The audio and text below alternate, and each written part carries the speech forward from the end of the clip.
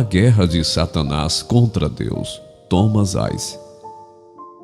Para que a profecia bíblica sobre o fim dos tempos faça sentido, é preciso entender primeiro o que aconteceu no princípio de tudo, a fim de saber para onde vamos e por que a história humana caminha nessa direção. Embora o ser humano esteja visceralmente envolvido no desdobramento da história, ninguém vai conseguir entender o propósito e o objetivo dela sem antes conhecer o que Deus revela acerca da esfera angelical. Tudo começou quando Satanás declarou a sua independência de Deus, logo depois da criação. Começa a batalha pelo planeta Terra. Os textos de Ezequiel 28 e Isaías 14 são as duas principais passagens bíblicas que mostram a entrada do pecado no universo, por ocasião da queda de Satanás. O capítulo 28 de Ezequiel inicia com um pronunciamento de juízo contra o príncipe de Tiro, que demonstra ser uma referência a Lúcifer, ou seja, Satanás, aquele que realmente atua por detrás desse rei humano. Ezequiel 28, 11 a 19. Os versículos 14 e 15 de Ezequiel 28 dizem: Tu eras querubim da guarda ungido, e te estabeleci. Permanecias no monte santo de Deus, no brilho das pedras andavas.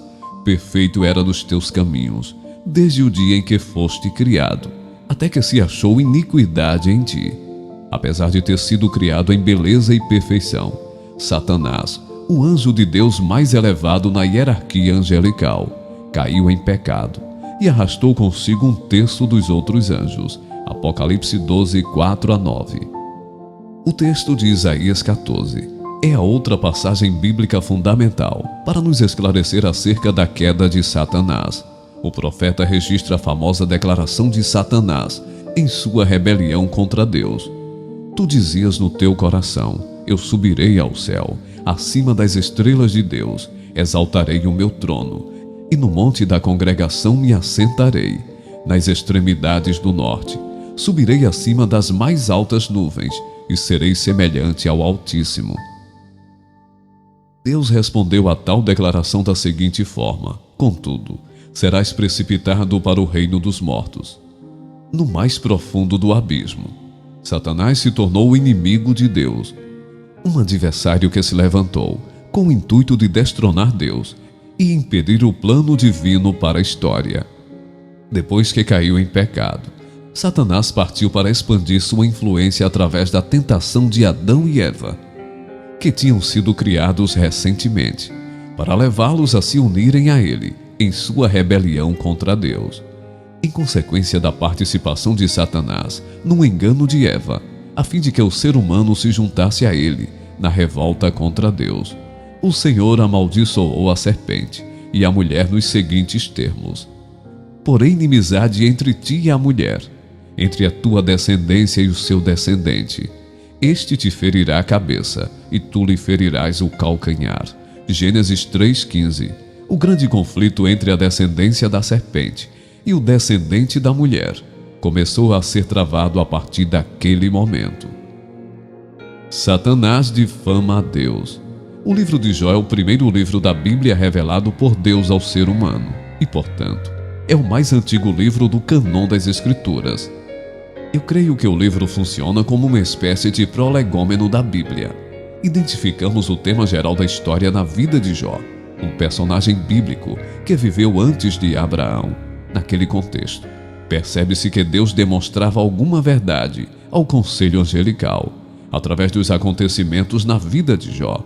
Apesar das terríveis provações que Jó suportou, Deus abençoou esse homem no fim de sua vida, muito mais do que o abençoara no começo, desbancando desse modo a falácia da acusação satânica fundamental de que Deus não sabe o que faz. O restante da Bíblia e a história comprovam essa tese com muito mais detalhes, que envolvem não somente o povo de Israel, mas também a igreja e outros grupos de pessoas redimidas. No começo do relato da história de Jó, quando os anjos, tanto os caídos quanto os santos anjos, compareceram perante Deus, perguntou o Senhor a Satanás: de onde vens? Satanás respondeu ao Senhor e disse: de rodear a terra e passear por ela. Jó 1:7. À medida que acompanhamos o desenrolar do diálogo entre Deus e Satanás, descobrimos que, apesar de o diabo ter poder para investir contra a vida de seres humanos, isso não quer dizer necessariamente que ele possa fazê-lo quando bem entender. Satanás precisa da permissão de Deus para provocar calamidades na vida de um ser humano. O Senhor iniciou sua conversa com Satanás, perguntando o seguinte: observaste o meu servo Jó? Jó 1:8. Em seguida, Satanás solicitou a permissão do Senhor para causar danos a Jó. Satanás, obviamente, não pediria consentimento numa questão como essa, se não fosse necessário. O diabo admitiu que Deus fizera uma cerca viva, uma cerca de proteção, ao redor da vida de Jó e de sua família. Proteção essa que o impedia de atacar sorrateiramente a Jó, sem a permissão de Deus. Após conceder permissão a Satanás, o Senhor estabeleceu os limites de sofrimento que ele poderia infligir a Jó. Jó 1:12, Jó 2:6.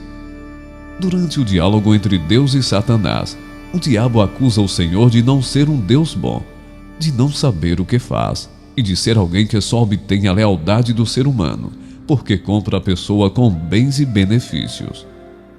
Percebe-se que o alvo de Satanás é obstruir o progresso do plano de Deus, para que possa aprovar sua tese de que Deus não sabe governar o universo. Na realidade, Satanás acredita que é capaz de governar melhor do que Deus.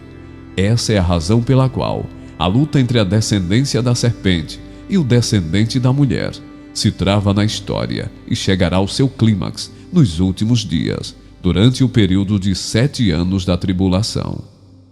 Satanás ataca Israel.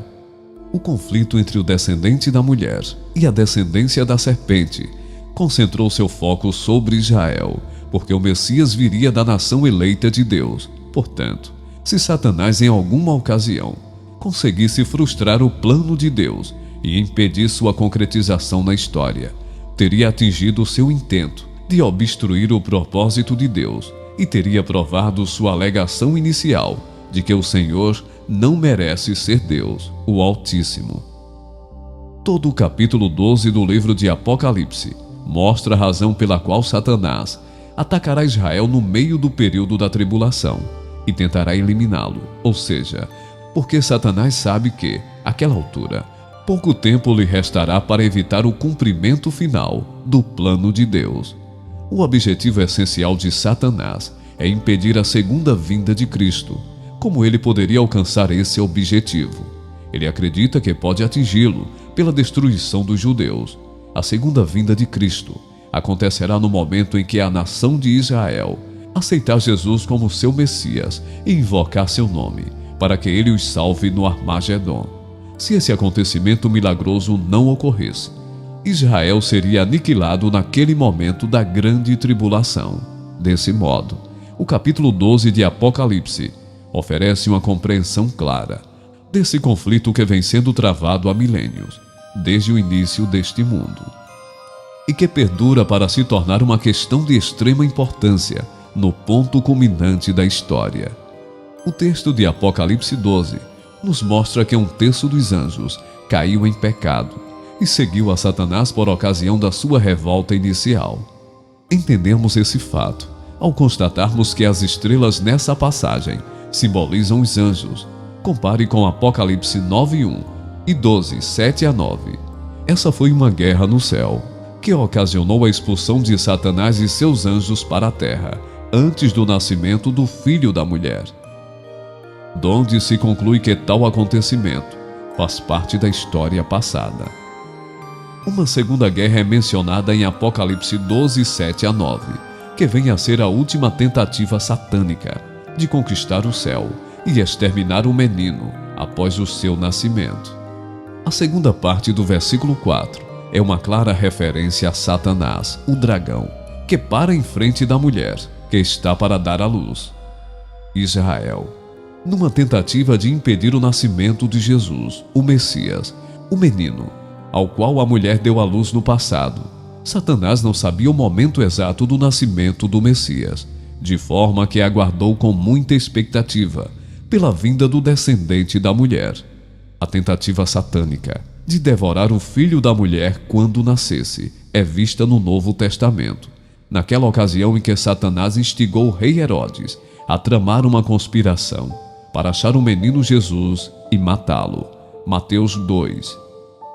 Diante do fato de que os acontecimentos históricos envolvidos no nascimento de Jesus faziam parte do conflito angelical, o Senhor advertiu os magos do Oriente em sonho para não voltarem à presença de Herodes, pelo que eles regressaram por outro caminho à sua terra. Mateus 2,12. Satanás estava prestes a incitar Herodes para que este mandasse matar todos os nenéns do sexo masculino da faixa etária de Jesus. Porém, tendo eles partido, eis que apareceu um anjo do Senhor a José em sonho e disse: Dispõe-te, toma o menino e sua mãe, foge para o Egito e permanece lá até que eu te avise, porque Herodes há de procurar o menino para o matar. Mateus 12,13.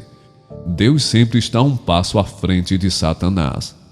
Ao longo da história, fatos como os que acabamos de mencionar fazem parte do conflito angelical, da guerra entre a descendência da serpente e o descendente da mulher.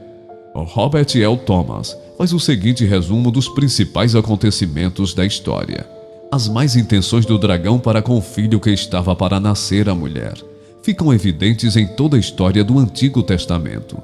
Indícios da sua hostilidade vêm à tona no assassinato de Abel pelas mãos de Caim, Gênesis 4:8, na corrupção da linhagem de Sete, Gênesis 6:1-12, nas tentativas de violar sexualmente tanto Sara, Gênesis 12:10-20 e 20:1-18, quanto Rebeca, Gênesis 26:1-18, no plano de Rebeca para tirar o direito de primogenitura de Esaú, através de uma trapaça, ocasionando a inimizade de Esaú contra Jacó, Gênesis 27, no assassinato de todos os nenéns hebreus do sexo masculino, por ordem do faraó no Egito, Êxodo 1:15-22, nas tentativas de assassinar Davi, por exemplo, 1 Samuel 18:10-11, na tentativa da rainha Thalia de destruir toda a descendência real de Judá, 2 Coríntios 22:10, na trama de Amã para exterminar os judeus,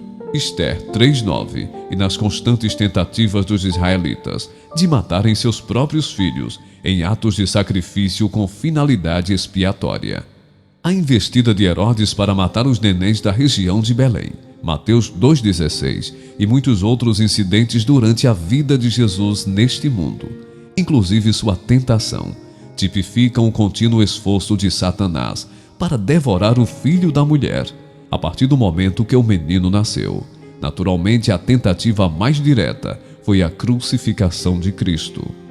A profecia é necessária para que, no decorrer da história, Deus demonstre por evidências que Jesus Cristo tem o direito de governar o planeta Terra e que Satanás não passa de um mentiroso em tudo que fala, principalmente nas referências que ele faz a Deus.